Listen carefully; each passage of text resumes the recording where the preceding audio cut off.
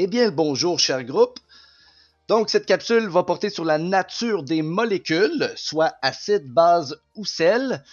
Et je dois absolument vous mentionner que ça, c'est uniquement applicable lorsque c'est en solution aqueuse. Donc, lorsqu'une substance est dissoute dans l'eau.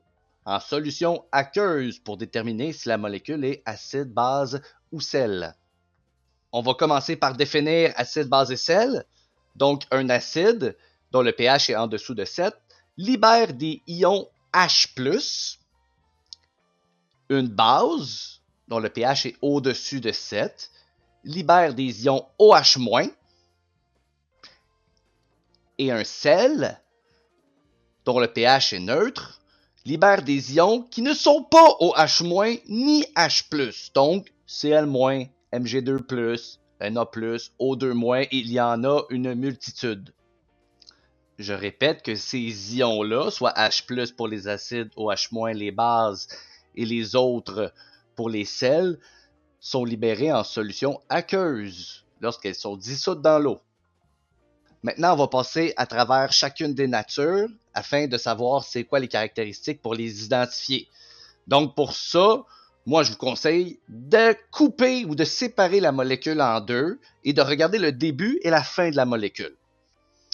Soit dit en passant, si vous êtes un acide, une base ou un sel, on est ce qu'on appelle un électrolyte. Donc, on conduit l'électricité. Donc, on va commencer avec les acides, qui, je le répète, libèrent des ions H+. Donc, pour repérer un acide, pour identifier la molécule lorsque je vous la donne, puis savoir que c'est un acide, il faut qu'elle commence absolument par un hydrogène, un H. Et ce doit être suivi d'un non-métal ou un groupe d'atomes qui sont des non-métaux. Donc, en exemple, le HCl, l'acide chlorhydrique. Donc, je sépare la molécule en deux. La première partie, c'est un H. Et la deuxième partie, c'est le chlore, Cl, qui est un non-métal. Donc, j'ai bel et bien un acide. D'autres exemples, l'acide sulfurique, H2SO4. Je commence avec H, je finis avec un groupe d'atomes qui sont SO4. H3PO4, ça c'est de l'acide phosphorique. Donc, encore une fois, je commence avec un H, même si j'en ai trois, ça ne change rien. J'ai un groupe d'atomes.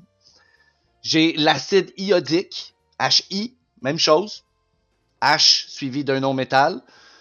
Et il y a le CH3COH. C'est une exception. Vous devez absolument la connaître. C'est de l'acide acétique, c'est du vinaigre. CH3COH, c'est une exception parce qu'elle ne commence pas par H, mais termine en H. Donc, je vous le répète, il faut absolument que vous sachiez cette exception. C'est le CH3COH, le vinaigre, l'acide acétique. C'est un acide. Pour ce qui est des bases qui libèrent des ions OH-, ça doit absolument commencer par un métal ou bien NH4, mais ça c'est une exception, vous allez le voir. Et ça doit absolument et obligatoirement être suivi de OH. Donc les exemples, on a le KOH. Je commence par un métal et je termine en OH. Nous avons ensuite le NaOH, je coupe la molécule en deux. Le Na, le sodium, c'est un métal. Le OH est suivi par après. C'est de l'hydroxyde de sodium. Le CaOH2, encore une fois, OH entre parenthèses, il y en a deux, ça change rien, ça se termine en OH, ça commence avec un métal, c'est une base. FeOH3. Et l'exception, c'est le NH4OH. Je vous ai dit qu'il y avait le NH4 qui pouvait débuter une base. C'est la seule exception. Elle pourrait se retrouver parce que NH4, c'est pas un métal. Finalement, les sels, pour identifier un sel, il faut que ça commence par un métal et ça doit être suivi d'un non-métal ou d'un groupe d'atomes qui sont des non-métaux. Donc, en exemple, on a le NaCl. On sépare en deux. Le Na, c'est un métal, le sodium. Le chlore, ensuite, qui est un non-métal. C'est bel et bien un sel. C'est du chlorure de sodium. C'est du sel de table. On a le CaSO4, un métal suivi d'un groupe d'atomes qui sont des non-métaux. Al2S3, métal, non-métal. MgCl2, métal, non-métal. K2S, métal, non-métal. Donc, voilà comment repérer un sel. Et rappelez-vous qu'un sel va toujours libérer des ions en solution aqueuse qui ne sont pas des H+, ni des OH-. Ça, c'est réservé pour les acides, H+, et les bases, OH-.